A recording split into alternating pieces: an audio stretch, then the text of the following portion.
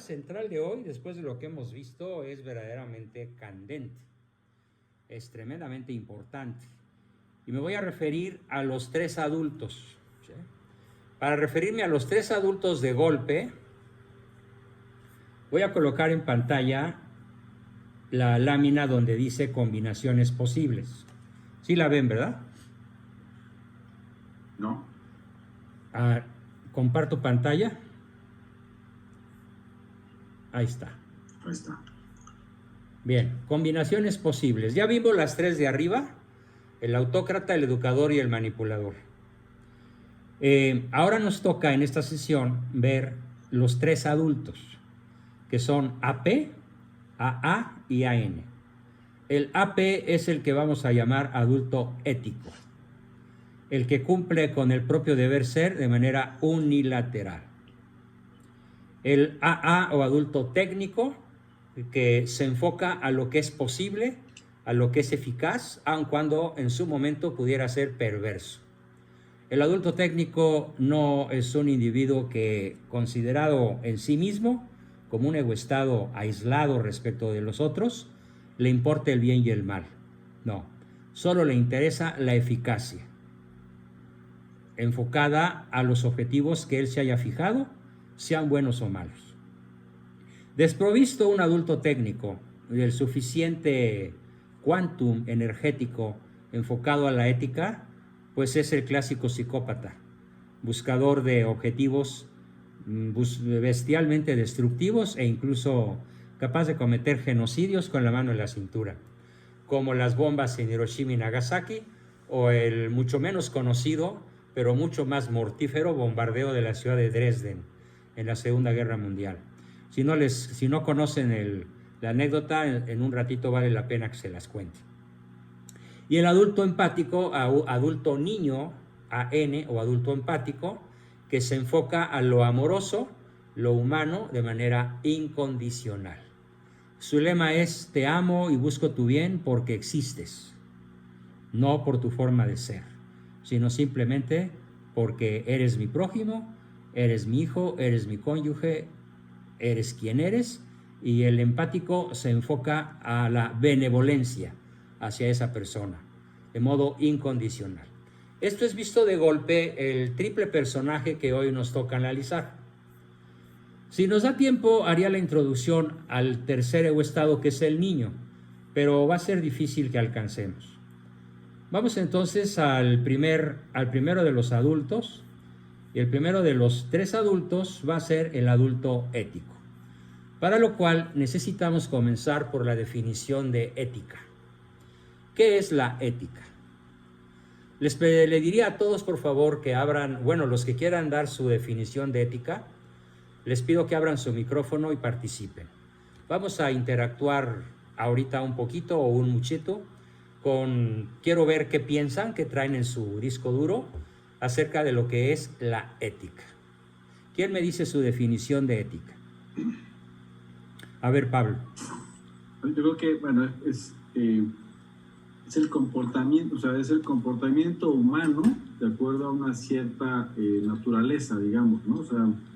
La filosofía estudia la ética, estudia el comportamiento humano, y a eso le llama la ética, es lo que entiendo yo, y de ahí vienen pues las diferentes maneras de comportarse del ser humano, ¿no?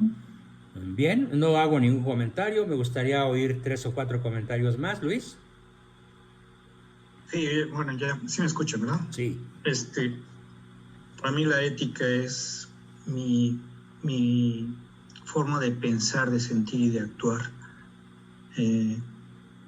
Prácticamente en todas mis decisiones, en todas mis aportaciones, sean en pequeño o en grande, ¿no? En realidad, para mí la ética es la base de mis decisiones, de mi sentir, de mi actuar. Muy bien, Luis, muchas gracias. ¿Alguien más? Mauricio, perdón, Yo. Bueno. ¿Quién levantó la mano? Anameli. Sí, yo. Bueno, yo creo que para mí la ética es cuando uno busca el bien hacia los demás y que pueda ser bien para mí. Eso es lo que yo veo que es dar la ética, hacer el bien para los demás. Bueno, no sé. Bueno. Ese es mi punto de vista. Rogelio. Sí, bueno, yo entiendo, porque tuve clases de eso, que es una ciencia especulativa, pero es una ciencia que se ocupa del bien y del mal en los actos humanos. Entonces, no, en contraposición a la moral, que es las costumbres de un grupo humano en un determinado tiempo, en un determinado lugar, la ética puede evaluar un acto como bueno o malo en cualquier tiempo y en cualquier lugar. Es una ciencia, pues, 1 más 1, 2. Busca el bien mayor entre bien y mal, el bien. Entre dos bienes, el bien mayor, y entre dos males, el mal menor. Más o menos. Gracias, Rogelio. Penetraste bastante en lo que estoy buscando. Un último participante que levante la mano. Leonor, abre tu micrófono. Según yo, es una rama de la filosofía que estudia la diferencia entre el bien y el mal, la conducta humana, las virtudes, etc. Bien, bueno, pues entonces ya con esta base voy a explicar lo que es la ética. Y con base en lo que es la ética, vamos a entender al adulto ético. ¿Sí? ¿Qué es un adulto ético? ¿Cómo actúa? ¿Qué busca? ¿Cómo se comporta? ¿Cómo decide? Etcétera. La ética, en efecto, tanto Leonor como Rogelio le dieron al clavo.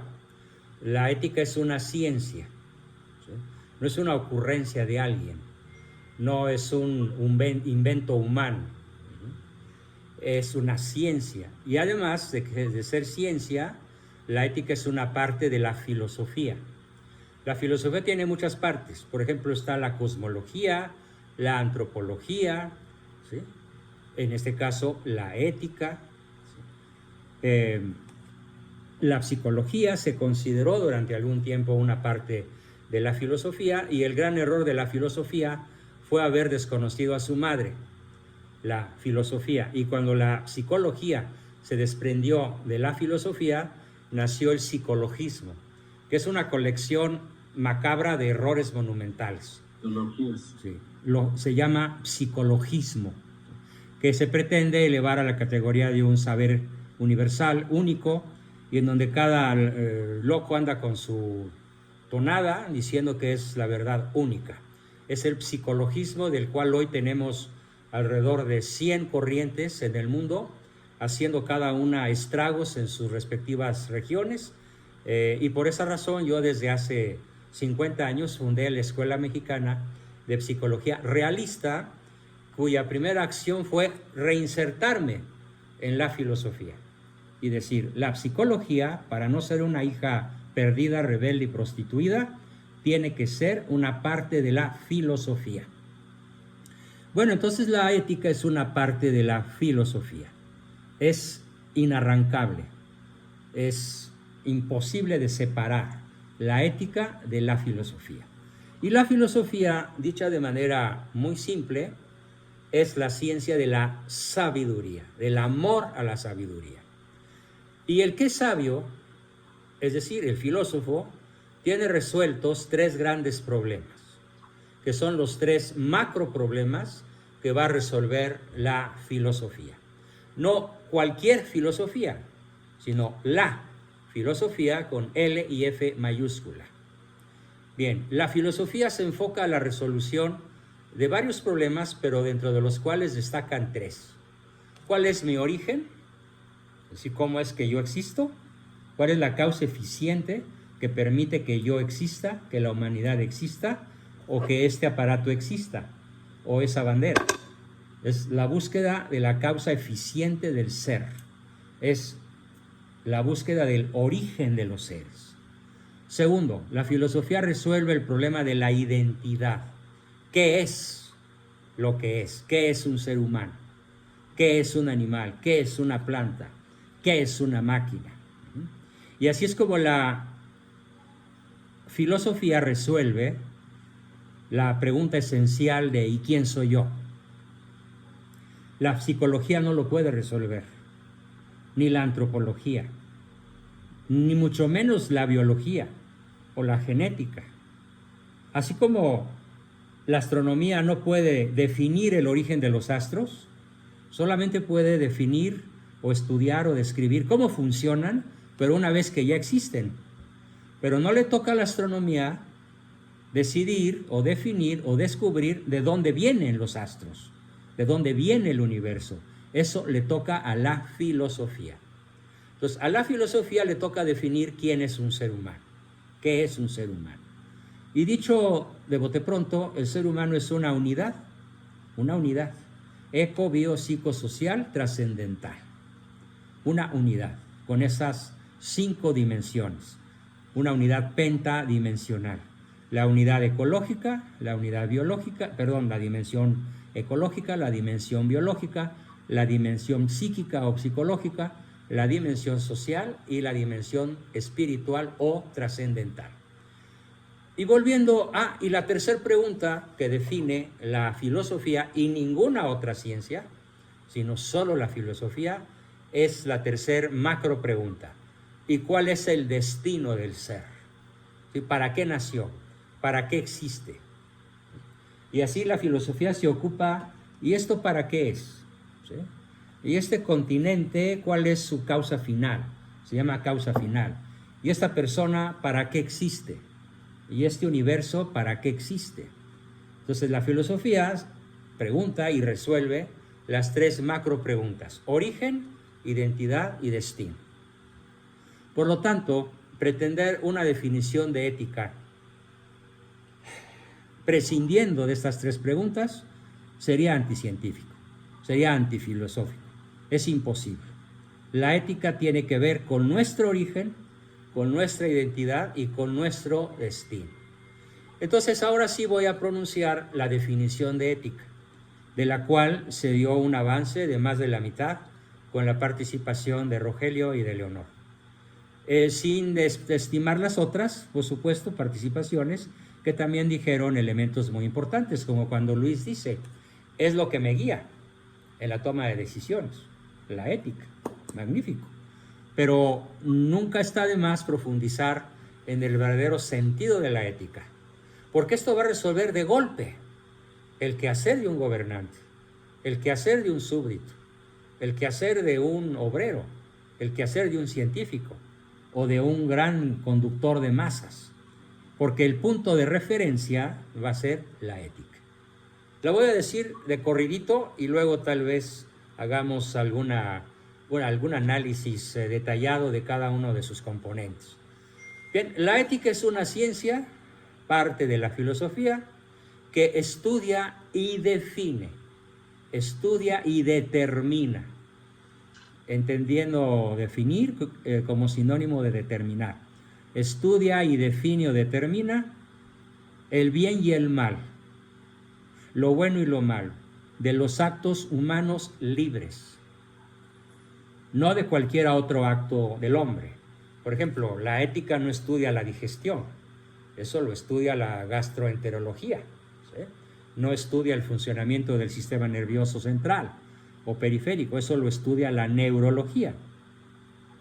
No estudia el funcionamiento del corazón, eso lo estudia, pues, no sé, la medicina, ¿no? Entonces, la ética únicamente estudia las deliberaciones que pertenecen al mundo del libre albedrío. Cuando la persona puede decidir su conducta, inmediatamente se pone bajo la égida, la comandancia de la ética. Retomo la definición para quedarme hasta aquí. La ética es una ciencia, parte de la filosofía, que estudia y determina la bondad o maldad de los actos humanos libres.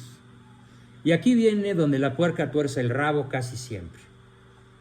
En función del último fin de la especie humana. Define el bien y el mal en función del último fin del individuo o de la especie humana. Y como todos los seres humanos pertenecemos a la misma especie, es correcto decir que la ética estudia ¿sí? Lo bueno y lo malo de la conducta humana libre, de los actos humanos sujetos al libre albedrío, en función del último fin de la especie humana. Y ahora sí, ¿cuál es el último fin de la especie humana? ¿Qué determina la bondad o maldad de nuestras acciones? Terrible. Lo bueno es aquello que está ordenado de modo intencional, o al menos de forma implícita, a la conquista del último fin. Y lo malo es aquello que está desordenado, desenfocado de la conquista del último fin, ya sea de modo explícito, ya sea de modo implícito. Así que el bien y el mal se pueden equiparar a una flecha lanzada por un arquero. ¿Cuál es la diferencia entre un buen arquero y un maleta? Bueno, pues un buen arquero le atina al centro. Vamos a imaginar a Guillermo Tell, y voy a hacer aquí referencia a su maravillosa leyenda. Cuenta la historia de Guillermo Tell, sobre personaje inglés sobre el cual se han escrito novelas, óperas, que había un concurso de tiro al blanco con flecha, invitado por el rey en un condado de Inglaterra, y se pusieron todos los arqueros del rey a tirar, y hubo uno que acertó varias veces al blanco, de una manera tan perfecta que ya nadie le podía ganar. Bueno, pues llegó Guillermo Tell, apuntó, disparó y partió la flecha por la mitad, a lo largo de la flecha. Es decir, imagínense el héroe de puntería para atinarle a la cola de la flecha, partirla y llegar a un blanco tan perfecto como el que ocupaba la primera flecha, pero entrándole por la cola. Ese es Guillermo Tell. O sea, bueno, claro que es una leyenda, ¿no? Por supuesto. Bien, entonces, resumiendo de golpe todas las ideas. Ciencia, parte de la filosofía, que estudia y determina la bondad o maldad de los actos humanos, en función del último fin de la especie humana. Y aquí daríamos cabida a otra serie de participaciones de los que quieran, con la pregunta: ¿y cuál es el último fin de la especie humana? Que define con la puntería de Guillermo Tell que llegaste o no llegaste al blanco. Porque tantito que te desvíes, te sigues de largo y no le das al blanco. ¿Cuántas maneras hay de equivocarse? Matemáticamente se definiría con el signo infinito. ¿Y cuántas maneras hay de acertar? Una. Es la ética. Entonces aquí la pregunta que sigue para el grupo es: ¿cuál es el fin último de la especie humana? Que es lo que define la bondad o maldad de nuestras acciones libres cotidianas. ¿Quién quiere contestar? A ver, Enrique. Enrique Delgadilla y luego Pablo. Primero Enrique. Sí, yo pienso que el último fin, efectivamente, es como que dejar una huella, pero haciendo el bien, se me ocurre. A ver, escucho otra participación, Pablo. Yo creo que el final es, ya vimos antes en otras sesiones el tema de que el hombre es inmortal, entonces buscar la felicidad eterna, pues ese debe ser el último fin, ¿no? O sea, no es, digamos, perpetuar esa felicidad y no nada más en el plano material, sino en el plano espiritual. Ese debería ser considerado el último fin, o el fin al que todos deberíamos estar ligados, ¿no? Gracias, Pablo. ¿Otra participación? Leonor. Coincido con Pablo. La trascendencia fin último y llegar al cielo es meterte en religión, quizá, pero... No, es un problema filosófico. Okay. ¿Sí? Ahora, aquí a ver, yo estoy una aclaración. levantando la mano también. A ver, ¿quién la levantó? Luis Gerardo. Luis Gerardo, es que no veo tu imagen. Nada más veo tu nombre, pero no tu imagen, perdón. Haz tu aportación, Luis Gerardo. Perdón. Si pudieras poner tu efigie, sería más grato. ¿Perdón? Si pudieras poner tu efigie, sería más grato, porque nada más vemos tu nombre. Es que voy manejando. Ah, pero- bueno, ok, no te preocupes. Perdón, ahorita me pongo. Sí. Para mí el fin último del hombre es reunirse con su creador. Ya. Bien. A ver, Pepe Pineda. Parece que Sí. Pepe Pineda quiere hablar. El fin final del hombre para mí es llegar lo mejor posible, y si acaso pudiéramos llegar y desde el punto de vista teológico, llegar en una santidad para estar frente a Dios. O sea, llegar pleno de sabiduría, conocimiento, pero habiendo hecho el bien y dejando una huella positiva en beneficio de la humanidad. Bien. Una mayor, a ver, más participaciones, Rogelio, prende tu micrófono. Sí.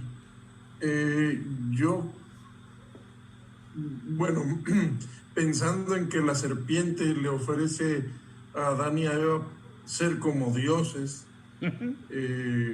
me surge un poco de conflicto, pero supongo que es emular a Dios. La santidad ya se ha tratado muchas veces, si es ser querido por Dios porque Dios quiere, o es ser querido por Dios porque uno es bueno, o uno es parecido a Dios en alguna forma, y supongo que sí emular a Dios, que es, como dice Sócrates, todo lo bueno, o el bueno más bueno de todo, la verdad de las verdades y la belleza de las bellezas, así como disparar, buscar ese centro, pues. Y yo supongo que cualquiera de las tres vertientes, o sea, por la belleza, por la bondad o por la búsqueda de la verdad, se puede llegar o acercarse al fin último humano. Que sería, como muchos ya lo dijeron, Dios. Sí, sí. Bien, si alguien disiente, por favor, es el momento de disentir. Y aunque pudiéramos disentir, recordemos la maravillosa frase de don Miguel de Unamuno, cuando dice: disiento de ti, pero daría mi vida por defender tu derecho a disentir. Si no hay ningún disenso, continuamos aclarando que si bien lo que dicen acerca del fin último es cierto en un 51%, nos falta un 49%, desde el punto de vista estrictamente filosófico. Sin adentrarnos a alturas teológicas todavía, vamos a ver qué nos dice la filosofía sobre el fin último del hombre. Pero si hay algún disenso en estos momentos, expréselo el que lo sienta, por favor, o el que lo piense. Y si no, continuamos con la exposición. Bien, no habiendo disensos, ahí va. Vamos a recurrir a la filosofía y a la ética estrictamente como parte de la filosofía para entender lo que es el fin último desde el punto de vista de la razón humana, de la inteligencia, que es la gran descubridora de la filosofía. Déjenme decirles que esto lo descubrió Sócrates. Esto que les voy a platicar lo descubrió Sócrates, y no perdamos de vista que Sócrates vivió 400 y pico de años antes que Cristo. No conoció a Cristo, no conoció la civilización judía israelita, que ya era depositaria de la Biblia, cuando menos en la mayor parte de sus libros del Antiguo Testamento. No tuvo acceso a la cultura israelita. Por lo tanto, Sócrates no tenía acceso a lo que históricamente se conoce con el nombre de revelación, que es la intrusión, la introducción intencional que Dios hace en la historia de la criatura que Él prefiere, que es el hombre, para salvarlo. Pero esa es historia y es teología. Quedándonos estrictamente a escala filosófica, ¿qué descubre Sócrates? ¿Qué descubre en cierta forma Platón, pero sobre todo lo perfecciona Aristóteles? 330, 40, 50 años antes de Cristo también, Aristóteles no conoció a Sócrates personalmente porque los distancia más de un siglo de diferencia. Sí conoció a Platón, por supuesto, pero conoció las ideas de Sócrates a través de los escritos de Platón, que describe de manera excelente las ideas de Sócrates. ¿Qué nos aporta entonces la filosofía de la remota antigüedad? grecolatina, que es nuestra abuela cultural, es nuestro ADN cultural, sobre todo en estos candentes temas. Bueno, el primer gran descubrimiento es este planteamiento. ¿Qué busca la inteligencia humana? ¿Cuál es la causa final de la inteligencia humana? Dicho de una manera más popular, menos elegante, que es esa palabra de ¿cuál es la causa final? Digámoslo en un lenguaje más coloquial. ¿Cuál es el target? ¿Cuál es el centro del blanco? ¿Qué busca la inteligencia? ¿Alguien que me lo diga? Rogelio. Rogelio. La verdad. Muy bien, Rogelio. Correcto. La verdad. La verdad. Vámonos a la otra función, potencia o característica intrínseca del hombre. ¿Qué busca la voluntad? ¿Cuál es el objeto final de la voluntad? Bien. El bien. Muy bien. Entonces, ¿con qué cantidad de verdad se sacia la inteligencia humana? La verdad absoluta, Dios. Absoluta. Sin entrar todavía en lenguaje teológico. La verdad absoluta. Sí. La inteligencia humana busca saciarse con el conocimiento de la verdad absoluta. Conclusión socrática, platónica y sobre todo aristotélica. Tiene que haber un ser absoluto. Porque sería monstruoso, inhumano, cruel y paradójico y absurdo en extremo que la inteligencia humana estuviera buscando toda su vida en todas las razas, lenguas, culturas, religiones y épocas históricas algo que no existe. Tiene por fuerza que existir entonces la verdad absoluta. Aristóteles ya le puso el nombre, Theos. ¿Sí? Es el mérito de Aristóteles, darle a la verdad absoluta el nombre de Theos, que se traduce al latín Deus y al castellano Dios y al francés Dieu y etcétera, ¿no? Entonces, ¿quién es Dios desde el punto de vista de la filosofía? La verdad absoluta, que es el único bien que puede saciar la inteligencia humana. Por lo tanto, somos eternos buscadores de la verdad absoluta, que, ojo, se descubre, ya está dada. El máximo problema científico ya tiene solución. Lo que pasa es que no lo hemos descubierto. ¿Sí? A ver, una pregunta de preparatoria, bueno, de secundaria. Cuando yo iba a la secundaria en el Fray Juan de Zumárraga, nuestro maestro empezó la clase de química con una pregunta que nadie entendió. A ver, chicos, díganme por favor, ¿cuál es la fórmula del ácido desoxirribonucleico? Y hubo alguien que levantó la mano y dijo, ¿eso se come o vuela? Y todos nos reímos. Y entonces ya nos explicó, ¿sí?, que... exacto. Tú sí sabes, Pablo, muy bien. El ADN. Pero en aquella época, imagínate, hace más de 60 años, pues los conocimientos sobre esta materia eran tremendamente primitivos. Todavía faltaba que Sir Francis Collins lo clasificara, el ADN, pero esto no tiene más de 25 años. Entonces, la ciencia ya potencialmente tiene todas las respuestas. ¿Qué es lo que busca la inteligencia? La respuesta a todas las preguntas. A todas las preguntas que nos podamos hacer. Si no existieran ya las respuestas, entonces Jean-Paul Sartre tendría razón. La vida humana, el ser humano, sería un ser para la nada en un universo carente de significado. Pero él mismo se retractó. Él mismo deshizo sus tesis de toda su vida al embate de un filósofo jesuita que se atrevió a cuestionarlo en las últimas horas de su vida y finalmente termina escribiendo: me niego a pensar como siempre lo he pensado, que soy un ser para la nada en un universo sin significado. Voy en pos de ti, Señor. Y le dio tanto gusto que se murió, después de reconocer esto que los griegos ya sabían 2400 años antes. Bueno, entonces, desde el punto de vista filosófico, ¿qué busca la ética? El conocimiento de la verdad en cuestiones candentes de tipo ético. ¿Es el embrión humano persona o no lo es? ¿Cuántas respuestas correctas hay? Una.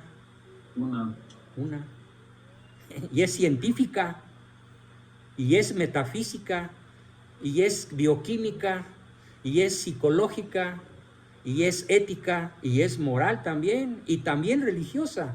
Porque, ojo, si es verdad desde un punto de vista, lo es desde todos los demás puntos de vista también. Si es verdad en religión, es verdad en ciencia. Si es verdad en ciencia, es verdad en religión. Si es verdad en filosofía, es verdad en teología. Si es verdad en teología, es verdad y punto. Es la verdad absoluta. ¿Qué es lo que busca la inteligencia? El conocimiento de la verdad. Entonces, cuando una persona actúa de modo ético, cuando en caso de duda investiga, no está obligado a que en el tiempo de vida del que dispone alcance un conocimiento absoluto. ¿Pero a qué sí está obligado? A lo que vimos en el perfil del líder ético, a una búsqueda constante de la verdad, de saber que no se sabe. Entonces, ¿cuál es el perfil ético de un gobernante, de un súbdito o de cualquiera de nosotros, independientemente del lugar psicosocial que tengamos? La búsqueda permanente de lo que va a saciar la inteligencia humana, la verdad absoluta. Y es verdad que podemos conocer verdades absolutas, es verdad. Y también es verdad que no podemos conocerlas todas.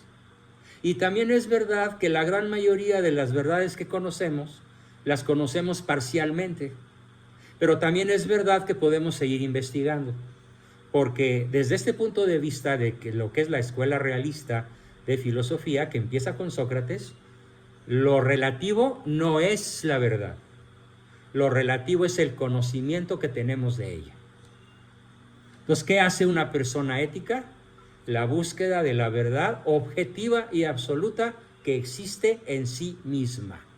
Si te sustraes a esta obligatoriedad antropológica, a esta obligatoriedad de cómo está diseñada tu inteligencia, y si empiezas a pensar que tú puedes pensar lo que se te antoje, ojo, estás fuera de la ética.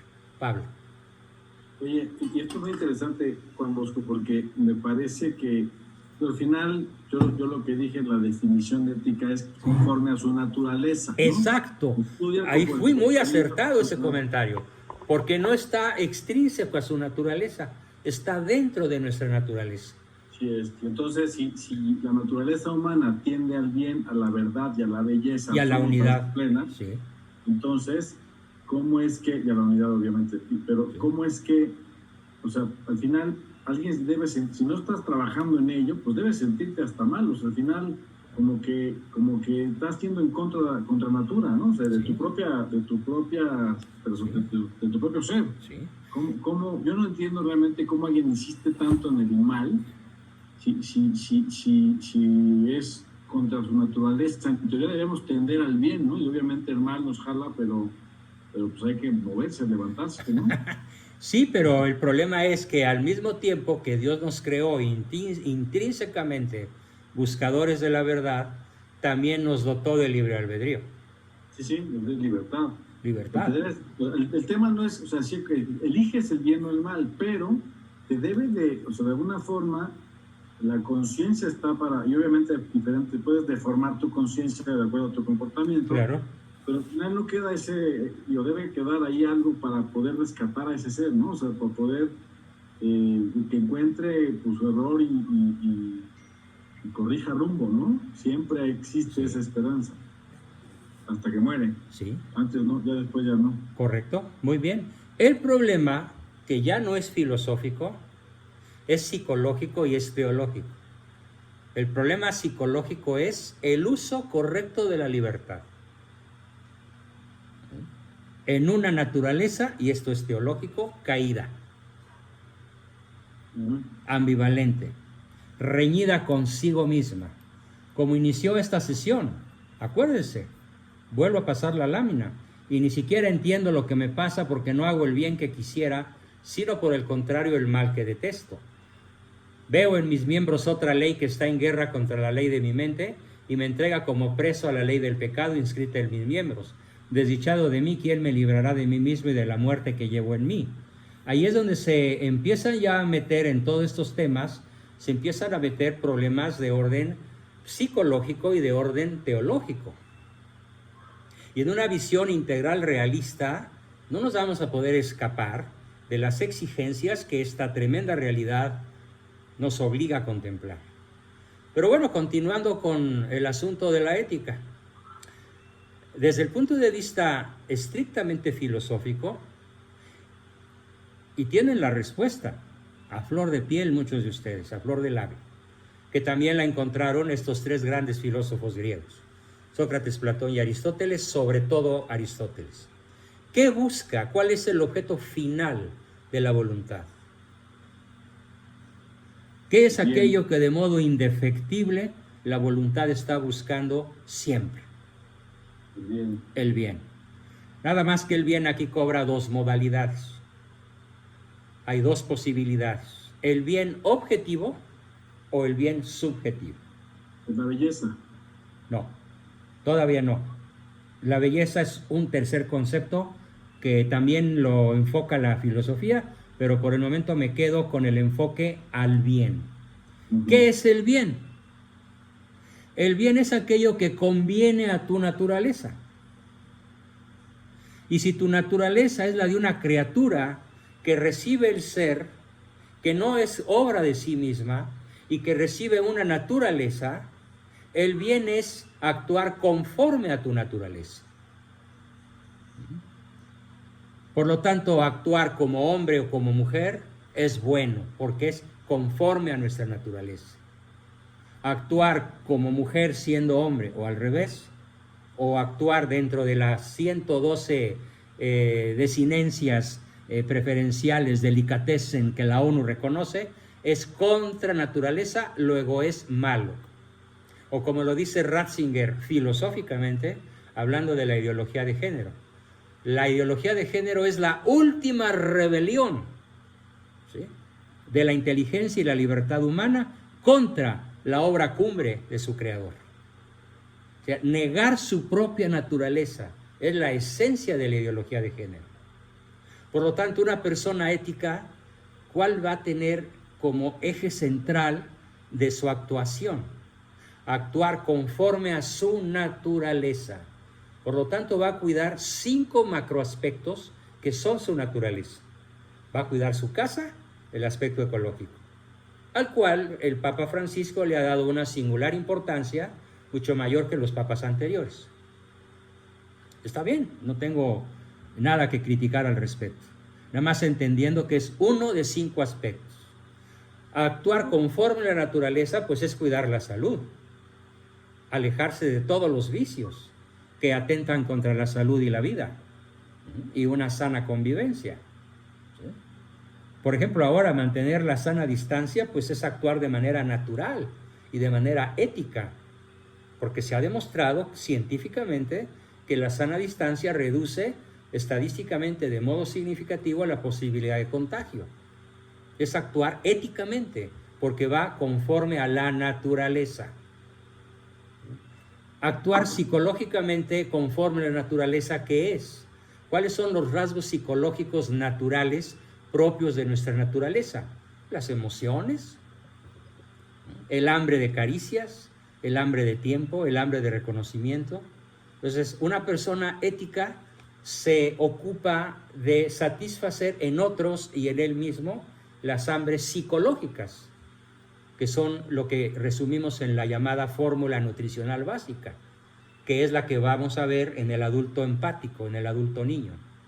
El ético, de por su propia naturaleza, no se enfoca tanto al sentimiento cuanto a la especulación filosófica y a la toma de decisiones racionales, inteligentes, no técnicas, sino éticas en función del fin último. Y el empático ya es el que ama con esta base filosófica. La ética nos dice que si actuamos conforme a nuestra naturaleza, es ineludible vernos, contemplarnos y comportarnos como seres sociales. Y que la naturaleza humana exige que entendamos que la primer sociedad humana es la familia. no solo, es la célula social. Por lo tanto, todo eso que ahora ocurre, que se llama ideología de género, y que es el caballo de Troya de la 4T, es contra natura. Y ojo, cuando Frena dice que no está en sus prioridades combatir la ideología de género, ya la regó, ya se salió del cauce ético. Es nuestro deber ético combatir el mal y anunciar el bien. Y eso me costó mi expulsión de Frena. Qué bueno, como dice la zorrita que quiere alcanzar las uvas en el viñedo y que estaban muy altas, al fin que ni las querían. Sí, porque yo no quiero estar al lado y empujando a alguien o alguienes, como dijo el ranchero, que la ética les vale una pura y dos con sal. Nuestra acción por México o es ética o valió para pura madrola. No tiene sentido.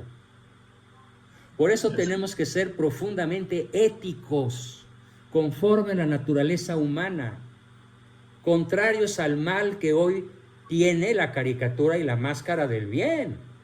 ¿Por qué? Porque a los católicos de hoy se nos tacha de criminales de odio, de homofóbicos, de elitistas, o sea, todo al revés. Y lo único que tenemos que hacer es, no señores, nosotros no actuamos por odio, actuamos por amor a los que vienen detrás de mí. Y amar a los que vienen detrás de mí, o al lado de mí, o arriba de mí, es actuar siempre conforme a la ley natural. Y claro, todos ellos niegan que exista algo así como la ley natural. Cuando yo participé en el año 1970, con mi primer concurso con el gobierno federal, por un proyecto, un macroproyecto de etización, de buscar la eticidad en los componentes de la PGR, planteé, y cuando el oficial mayor me pregunta, ¿y cuál es el fundamento de tu proyecto? La ley natural.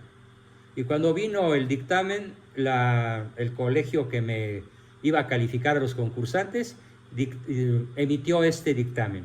No existe tal cosa como la ley natural. Así que el proyecto de Abascal queda descartado. ¿Cómo la ven? Estamos hablando de 1970, hace 50 años. Ya estaba corrompido el gobierno federal, desde muchos años atrás. Entonces, esto es terriblemente importante. El proyecto nuestro tiene que ser profundamente ético, buscador de la verdad absoluta, propagador de la verdad absoluta, conquistador, descubridor y propagador del bien para todos. Y los griegos también dijeron, ¿de qué tamaño es el bien que va a satisfacer al corazón humano? ¿Cuál es la dimensión de ese bien? Y la respuesta fue la misma. Si no es un bien absoluto, no habrá satisfacción. Y a ese bien absoluto lo bautizaron con el supremo nombre de Theos.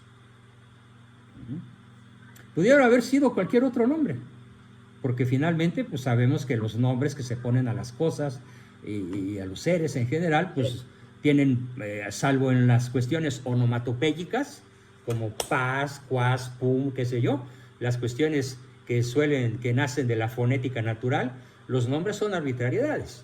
Entonces, si Dios se llama Dios, pues es por una arbitrariedad de alguna persona de origen griego, pero hay que entender lo que significa. La verdad absoluta, el bien absoluto y tercero, la belleza absoluta. ¿Qué buscan los sentidos?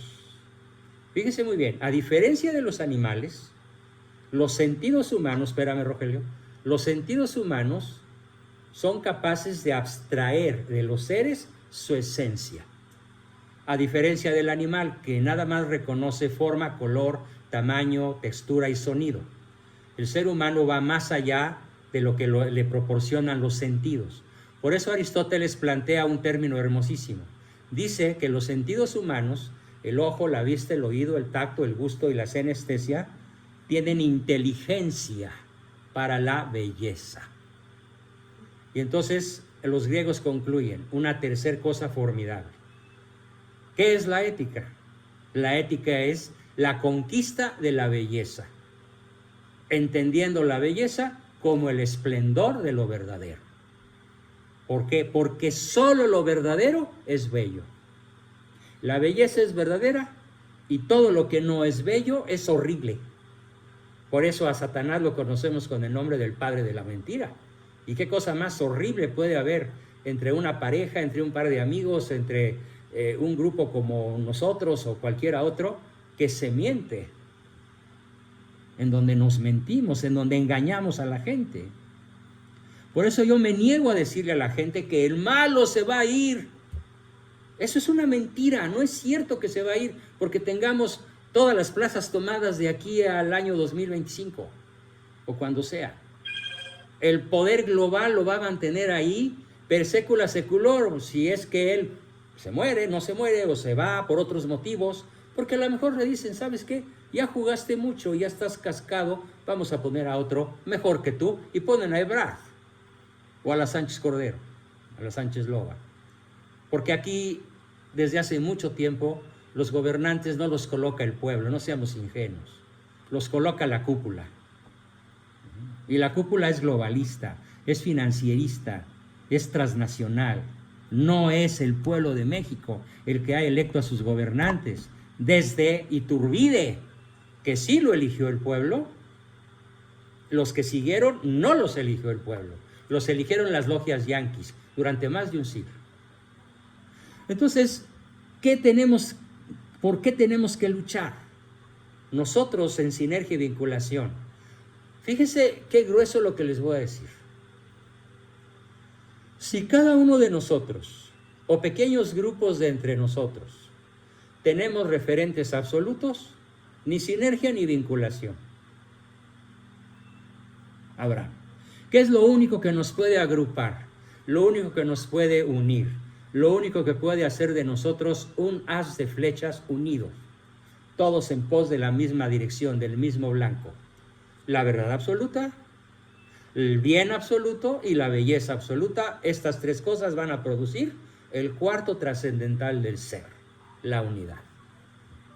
Esto es filosofía, esto es la ética. Conste que no mencioné en ningún momento ningún concepto religioso. El fin último, pues, desde el punto de vista de la filosofía pagana, greco-latina, porque los romanos heredaron este concepto en lo que se llama ius naturalis, y todo el derecho romano se construyó sobre esta base. La búsqueda de la verdad, la búsqueda del bien, la búsqueda de la belleza produce la unidad. Por eso se llaman los trascendentales del ser.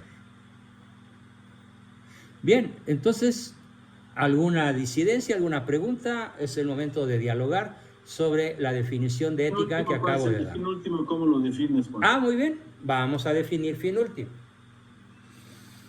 Fin último, partiendo de la base que acabo de explicar, de la triple naturaleza humana, la búsqueda de la verdad absoluta, la búsqueda del bien absoluto o supremo, la búsqueda de la belleza como esplendor de la verdad, consiste en dos cosas que tenemos que entender. Me voy a quedar por hoy en la dimensión filosófica, sin adentrarme, aunque más adelante lo podemos hacer, en la dimensión histórica teológica. En la dimensión filosófica, la ética tiene como fin último tres cosas. El conocimiento de Dios como Dios se conoce, de modo absoluto. Hoy conocemos que Dios existe, pero no conocemos la esencia divina. Es imposible conocer la esencia divina, como sí podemos conocer la esencia de un átomo o la esencia de una fórmula química o matemática, porque son limitadas. Pero el conocimiento absoluto de la esencia divina es el fin último de la inteligencia humana. Conocer a Dios como Él se conoce. Conocer la creación como Dios la conoce. Por esa razón, Sócrates, un poco antes de morir, unos minutos antes de morir, exclama: por favor, retirad a mi esposa de este lugar donde yo voy a morir, porque quiero dar el último paso de esta vida en paz. Él sabía que no iba a ser aniquilado. Se hinca, ya con el veneno en su cuerpo, y exclama: causa de las causas, ten piedad de mí. Él sabía a dónde iba, con quién iba. Iba a encontrarse a su creador, con su creador, y a conocerlo como él se conoce. Ese es el fin último número 1, porque hay otros 2 que nos marca la ética. Si tú sigues un comportamiento ético, y esto es voluntario, si tú sigues voluntariamente, virtuosamente, un comportamiento ético, conocerás a Dios como Él se conoce. 2, poseerás a Dios como el bien supremo, como el bien absoluto. Por eso le llamaron los israelitas Emmanuel, Dios conmigo, Dios con nosotros. Entrar en posesión de Dios es lo que Dios anhela para su criatura. Él quiere entregársenos, pero Él no se nos entrega a fuerza. Tiene que haber un acto libre de la voluntad que lo abrace como el máximo bien supremo, haciendo a un lado, minimizando e incluso despreciando los bienes menores o aquellos que no se ordenan a su conocimiento y a su posesión. Dios, que te creó sin ti, no te salvará sin ti. Tercero, al adquirir la verdad absoluta y el bien absoluto, tendremos el deleite perfecto de la belleza suprema, de la belleza absoluta. El corazón humano, la inteligencia humana, la voluntad humana quedará plenamente saciada, en forma absoluta y eternamente, para siempre, dada nuestra naturaleza inmortal, que los griegos ya conocían. No la conocían como la expliqué yo desde el punto de vista de la ciencia moderna, Claude Remontant, el metabolismo, la sustitución a escala molecular de las partículas subatómicas, cosa que ellos no tuvieron, pero fueron tan geniales que la pudieron intuir y conocer y actuar en consecuencia. De tal manera que las leyes romanas, fíjense de qué manera tan acertada, tan maravillosamente acertada sería hoy el gobierno de las naciones, si nada más se tomara una frasecita del código romano de derecho penal sobre la vida humana, que decía así: nasciturus pro natur habemus. Traducción: lo concebido, téngase por nacido. Entonces, una mujer embarazada era la madre de un ciudadano romano. En cuanto se conocía el estado de embarazo, no era un feto, no era un producto del embarazo, no era un montón de células, era un ser humano con derechos. Y sobre todo, como decían los romanos, derecho al principal derecho, que es el fundamento de todos los demás derechos, la vida. Porque el ser humano en el vientre de la madre, por microscópico que sea, es otra persona, no es mi cuerpo, como ahora lo dicen las feminazis, ¿no? Entonces la ética resuelve de golpe infinidad de cuestiones, y nosotros no podemos andar por ahí vergonzando, sintiendo vergüenza de exponer nuestras tesis con todo vigor, con toda fuerza, con todo descaro, con todo cinismo, porque estamos defendiendo la naturaleza del hombre, la naturaleza humana, que nosotros no diseñamos, que nosotros no creamos, que la recibimos como criaturas. Y si queremos alcanzar el conocimiento y la posesión de Dios, como Él se conoce y como Él se posee, y deleitarnos para siempre con su esencia, que es la belleza, tenemos que actuar de acuerdo con nuestra naturaleza. Es una obligación. La ética es una obligación ineludible. Es lo que sería la diferencia entre la ética y la moral. La moral es local. La moral es de un grupo, de una región. No podemos comparar la moral de una chica de Guanajuato, que va a misa prácticamente diario, que reza el rosario, que es del club de las chicas que ayudan a las niñas embarazadas a no abortar, con la moral de una chica acapulqueña que se gana la vida bailando en un table dance, además porque difícilmente tiene otras alternativas para ganar lo que ella quiere.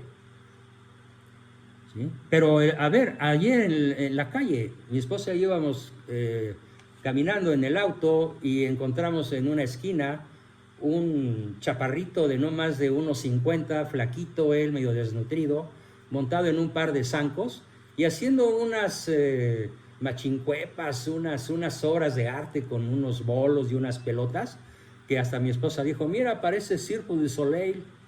¿Sí? Y le dije, oye, hay que darle una buena lana a este pobre muchacho y hay que felicitarlo. Lo sorprendente es que a pesar de que es un analfabeta, un chico sin papás, un chico abandonado, sin estudios, qué sé yo, opta por el bien. ¿Por qué optó él por el bien de ganarse la vida? Eso sí, todos los automovilistas, que éramos como 10, le surtimos generosamente en su botecito porque lo admiramos. ¿Sí? Y si mañana volvemos a pasar por ahí, a lo mejor ya no está, a lo mejor ya está en otra esquina. Pero México está lleno de gente buena que está esperando que le demos bandera, que no tengamos miedo de hablarle de estas cosas. Y si están muy verdes millones para hablarles de religión, hablemosles de ética. Rescatemos la inteligencia y el corazón de esas personas, porque como decía Leonardo da Vinci y Miguel Ángel, nosotros nada más a las estatuas que hicimos le quitamos lo que le sobraba. El bien, la verdad y la belleza ya están en el interior de esas millones de personas que hasta de buena fe votaron por este monstruo. Hay que hablarles en nombre de la naturaleza humana. Hay que explicarles con manzanitas y palitos qué es actuar bien. No es porque la iglesia lo exija, no es porque te vas a condenar, no es porque puedes alcanzar tu felicidad desde esta vida. Porque el que mal haga bien no espere. Y porque finalmente no hay error ético que no se pague de alguna manera, incluso desde esta vida. Bueno, pues es la definición de fin último. En síntesis, el conocimiento y la posesión y el disfrute, el conocimiento, la tenencia y el disfrute de Dios como Él es. La tenencia, el conocimiento, el disfrute y la posesión de la creación entera como Dios la conoce y la posee. Y aquí es donde la filosofía toca los linderos de la teología y de la revelación. Porque habremos de resucitar. Esto ya no es filosofía, pero sí es historia y sí es revelación, y lo sabemos tanto por la ciencia, como ya lo planteé, como por la palabra de Dios. Pero por el momento quedémonos con la dimensión racional que ya era propia de los griegos. ¿Alguna pregunta, algún comentario antes de continuar con los otros estados? Adelante, Luis. Juan, he estado dándole vuelta a tu visión de que este hombre no lo vamos a poder sacar. Los escenarios que tenemos del comunismo y demás, pues son aterradores. Son más complejos de lo que pudiéramos ahorita imaginar, porque no los hemos vivido, nada más los hemos visto en algunas noticias. Pero, caray, ¿qué podemos hacer? Necesitamos luchar. O sea, yo Eso estoy sí, convencido de que no podemos claudicar, no podemos decir, ¿sabes qué? A este no lo vamos a sacar nunca jamás, porque está apoyado por todos los... La lucha tiene que seguir. A huevo del lugar. ¿Qué vamos a hacer? Porque los recursos que hemos estado más o menos tratando de seguir, por ejemplo, la toma de plazas, las caravanas, tonterías si tú quieres, finalmente son acciones que pues también estamos luchando con nuestro entorno a hacerlas valer y que actúen, que se presenten, que estén ahí con nosotros. Gente que mucho de ella tiene miedo a decir la verdad, miedo a decir vamos a hacer esta acción, miedo a poner un letrero en el carro, miedo a decirle, a ponerte aquí en el tapabocas AMLO renuncia, sí, o fuera AMLO, o algo así, o simplemente el nombre de Frena, ¿no? Que también para mucha gente es agresión por la presencia de Gilberto en muchas cosas. En fin, ese temor a actuar, yo lo veo también aquí con el grupo. Varias veces he soltado yo la iniciativa de hagamos algo, a atacar precisamente a los magistrados, a los diputados, a los senadores, a los otros dos poderes, para que, ok, si son masones o no son masones, finalmente tienen algo de razonamiento, por supuesto, y algo de pena, y algo de iniciativa, y en determinado momento si les decimos lamebotas, pues van a ser los lamebotas que van a pasar a la historia como tal, lamebotas, y gracias a ellos vamos a tener el comunismo encima. Sí, es cierto. Entonces, en ese sentido, si no actuamos, no tenemos esas estrategias de trabajo, de lucha, en el retweet, simplemente, yo me he dado cuenta con mis hermanos, le tienen miedo a eso. En el retweet, nada más. Ay, es que me van a señalar. Ay, es que me pueden encontrar y me pueden hacer daño. Caramba, de verdad. Porque no están contemplando su fin último. Fíjate qué grueso. No son adultos éticos, son niños sumisos, llenos de miedo. Tampoco hay que ser un niño rebelde que escupe al cielo y el salivazo le cae en la cara. Hay que ser un adulto técnico subordinado a la ética. Pero ¿cómo actúa un adulto técnico? Busca lo eficiente y lo eficaz, como lo estamos viendo aquí. Entonces, las acciones que nos unan a nosotros 14, 20, 30, 100, los que lleguemos a ser, ojalá cientos de miles, tienen que tener un diseño técnico y eficiente. A ver, hay multitud de corrientes filosóficas erróneas. Y una de las que caracteriza a Frena en su cúpula, que cada vez está más solo, desgraciadamente, pero así es. De hecho, se puede decir que Gilberto ya se quedó solo. Es la necedad de ignorar que para hacer algo tiene que haber una causa eficiente. Es decir, una causa capaz de causar lo causado. Sí, porque lo que él hizo algo formidable que hay que reconocer, pero hay que aprovechar. Hay una masa, yo no sé si 2, 3, 5, 7 millones de personas que están esperando que este monstruo se vaya el día 30 de noviembre. ¿Y qué pasa si no se va? ¿Qué tenemos que hacer nosotros con esa masa crítica de ciudadanos que quedaron fascinados, concientizados, enardecidos, dirigidos a un objetivo que técnicamente visto no se va a poder lograr por el enorme poder de la cúpula que sostiene a toda la 4T, no nada más al malo, a todo Morena? Entonces tenemos que buscar la solución técnica, no solamente la solución ética, sino aquello que es factible, aquello que es indispensable, aquello que es posible, eficiente, eficaz, oportuno, adecuado para lograr el fin propuesto. Y yo creo sinceramente que tenemos que buscar un candidato o muchos candidatos decentes que puedan, a los que podamos colocar de tal manera visibles a la sociedad mediante el Partido Acción Nacional. No veo ninguna otra opción, ningún otro partido que pudiera darnos una cierta credibilidad de ética para que la gente vote por figuras éticas en el junio del 2021, el año que entra, y que sean muchos millones que se sumen a echar a Morena del Congreso y de la Cámara de Diputados. Hay que aprovechar esta millonada de personas, y eso es una visión que nos da el adulto técnico. Tenemos que ser fríos en el objetivo. No basta con estar enardecidos, fuera se va a ir, y tache el que no lo crea, y no nos estorbes. No, a ver, tenemos que ser fríos. ¿Saben cómo se juega el ajedrez?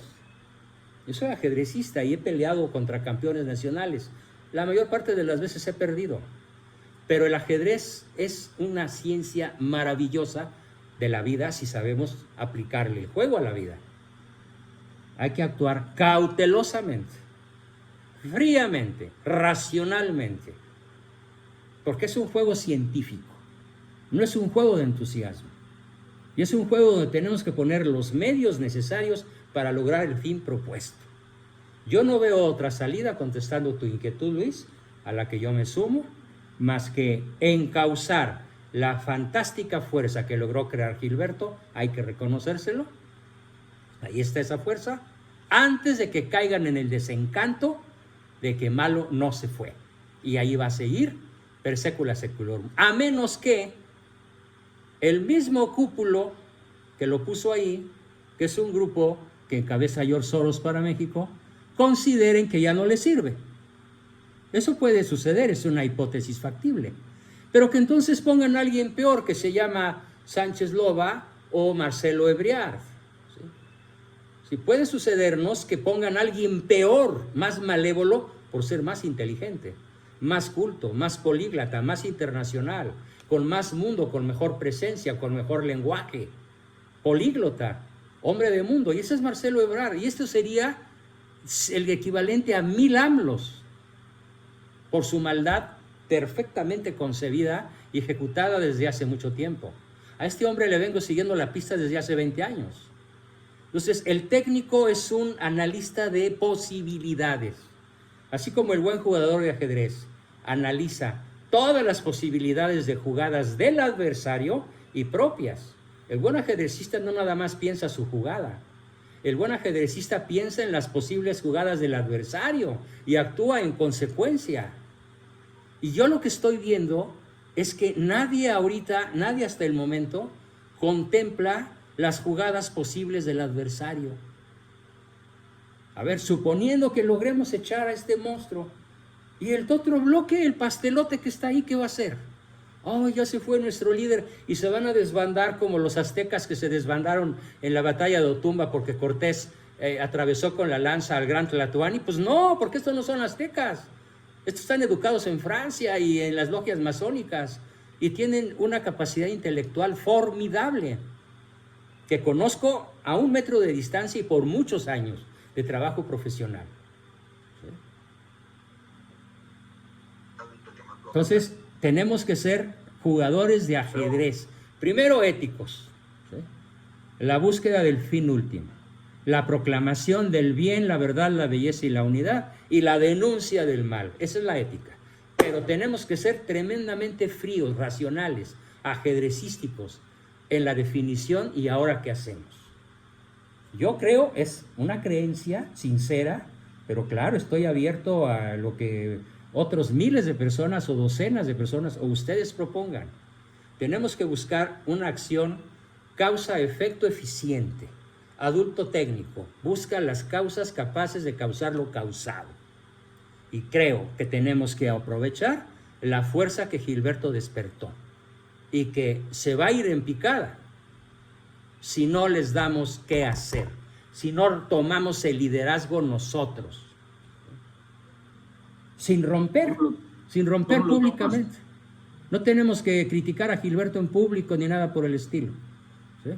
Tenemos que incluso reconocer la obra admirable de haber despertado millones de conciencias, pero ¿y qué? Sería un pecado gravísimo, un desperdicio lamentabilísimo, no encauzar toda esa potencia en algo eficiente y eficaz. Hagámoslo, discutamos qué hacemos.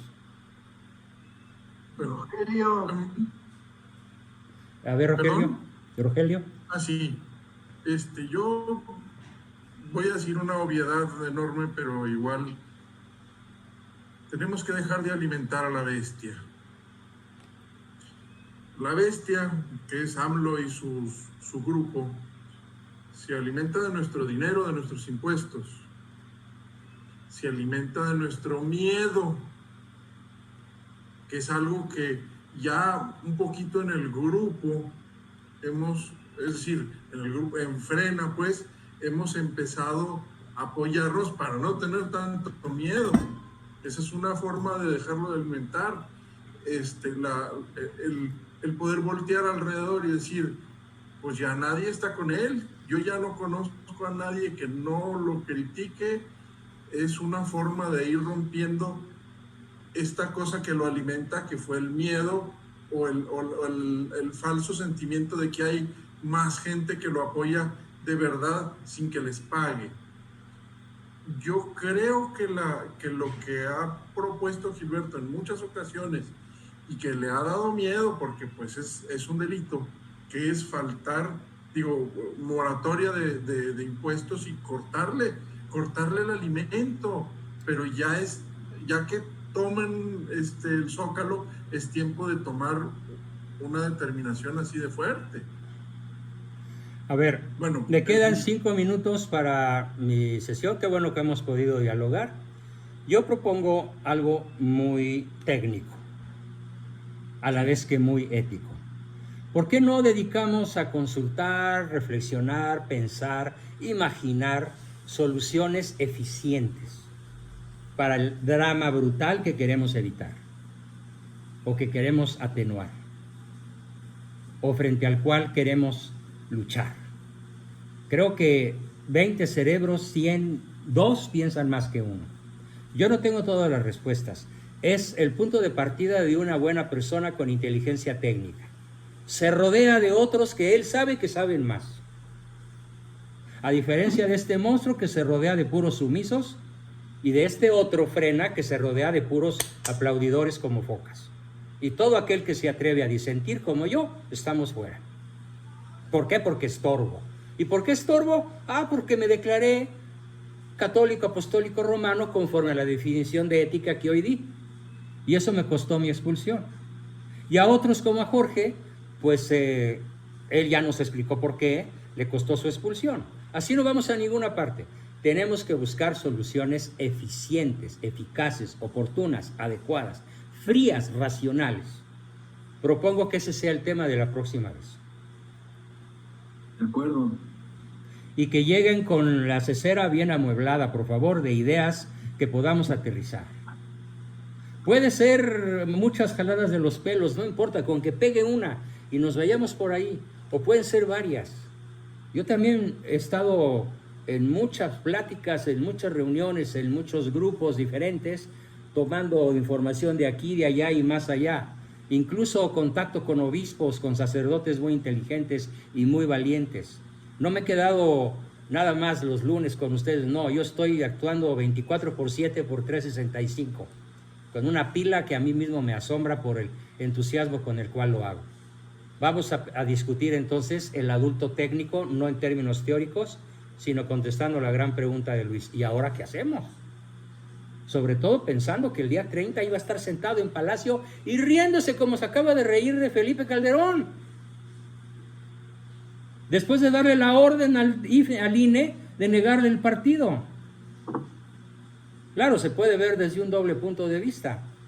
Desde el punto de vista de que Calderón está a punto de ser indiciado en Estados Unidos por narcotráfico. Eso es verdad. Eso no es una opinión, es un conocimiento. Y la otra, que el PAN pues, está muy contento porque no lo van a dividir. Hay que verlo también desde otros ángulos. Pero sin descartar la posibilidad de que los votos de Frena sean votos útiles para quitar diputados y senadores y gobernantes y alcaldes. Hay que aprovechar esa oportunidad. ¿Cómo le vamos a hacer para aprovecharla? Exactamente no lo sé, pero muchos podemos pensar y lograr una ruta crítica hacia ese objetivo. Utilizar la fuerza que creó Frena para el bien de México. Bien, pues muchísimas gracias a todos. Ya tienen tarea triple. Mandarme sus resultados que hicieron hace rato al chat. Les mando el cuestionario completo mañana y pensar toda la semana y ahora qué hacemos. Pero en términos de eficiencia, no de romanticismo, no de un error filosófico terrible que cometió Frena, que se llama voluntarismo. Échale ganas, esto para atrás ni para tomar vuelo. ¿Qué jaladas, por favor? Es un error filosófico brutal que se llama voluntarismo, que cree que con querer se resuelve todo. No, aparte de querer, hay que saber y hay que poder. Vamos a buscar querer, poder y saber cómo hacerlo. Y entre muchos pensamos mejor que solo uno. Bien. Pues muchas gracias a todos. Entonces, dejar de pagar impuestos no está entre las cosas. Puede ser. Mira, yo no soy un especialista en derecho, no lo sé. Yo ahí consultaría con fiscalistas de alto nivel y abogados bien preparados. Es delito, pero si 2 millones de mexicanos se ponen en ese plan, no. Ya creo se que hizo, puedan. ya se hizo en México. Yo era muy niño, pero yo me acuerdo muy bien que hubo un boicot, a raíz de que le quitaron la presidencia a Juan Andreu Almazán, para poner a un priista que ahorita no identifico. Ya se hizo, y no pudo hacer el gobierno nada contra los que entraron al boicot, entre otros mi señor padre, y mis tíos y mis tías y demás, y mis abuelos no se diga. Pero hay que analizarlo fríamente, técnicamente. La Liga para la Defensa de la Religión, Juan Bosco. Sí, por supuesto, hay que analizar todas las posibilidades. González Flores. Anacleto González Flores, claro. Hay que considerar también por qué fueron vencidos los cristeros, de los cuales el jefe civil número 1 era mi abuelo. Fueron vencidos por la traición del clero, del alto clero. Y ahora, ¿dónde está el clero? Calladito se ve más bonito, ¿no? Qué mal. Tenemos que despertar a los obispos, como Cristo despierta a los apóstoles en el huerto de los olivos. Tenemos que hacerlo. ¿Cómo? Platiquémoslo, discutámoslo, pero el tema es, ¿y ahora qué hacemos? Pues muchísimas gracias a Hay que todos. despertar al mexicano. Vuelvo a lo de siempre, el mexicano es demasiado apático. Tenemos que hacerlos despertar y que entiendan a dónde nos están llevando. Exactamente. Bueno, pues tenemos mucha tarea para la sesión de hoy en 8. Más en términos de discusión práctica que en términos de exposición mía. Nos vemos, muchachos. Les mando un abrazo muy afectuoso. Gracias. Hasta la próxima. Buenas noches. Gracias, buenas noches. Bye. Gracias, Juan. Adiós.